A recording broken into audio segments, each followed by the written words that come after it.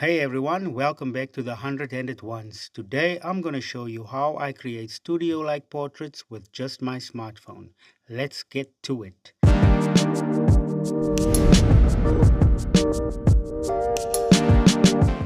First off, let's go through the gear that I'm using for this shoot. For the main light, I'm using the nanlite FS300P with the Photix Raja Deep 80 softbox. This continuous LED light acts as my key light, and the softbox diffuses the light for a softer, flattering look. I'm also using a 5-in-1 reflector for the fill light, bouncing light from the key light to the opposite side, filling in the shadows and soften the overall light. I'm using two Godox Lightmons LED 6Rs as rim lights.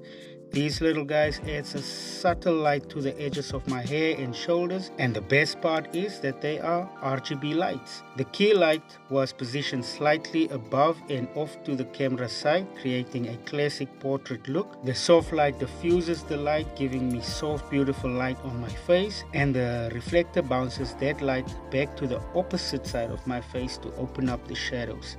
Finally, the rim lights were placed behind me, adding a subtle outline to separate me from the background. For this shoot, I also framed the photos vertically to focus on a half-body look. I kept things casual with a jean and t-shirt combo, and also threw in a jacket and some headphones for some variety. I also experimented by adding a grid to the softbox. The grid helps me to control the spread of light, preventing it from bouncing all around the room and spilling onto the background too much. By using the grid, you can control the tone of the background. With minimal light spill, a white background can turn gray or even black, depending on how much light reduction you need. This allows you to create a more dramatic look in your photos, which is something that I rather enjoy. And this is where things can get fun. Because the Godox Lightmons are RGB lights, you can adjust the color of the rim light to match your outfit, or to create a specific mood, or just to be creative.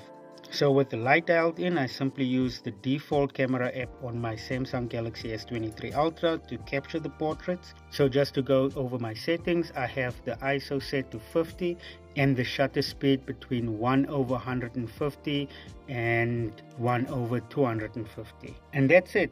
With a little bit of creativity and minimal tools, you can achieve professional looking studio portraits right from your phone. The photos on screen are some of the best ones that I took in this session, and I did some light editing and cleanup in Lightroom Mobile.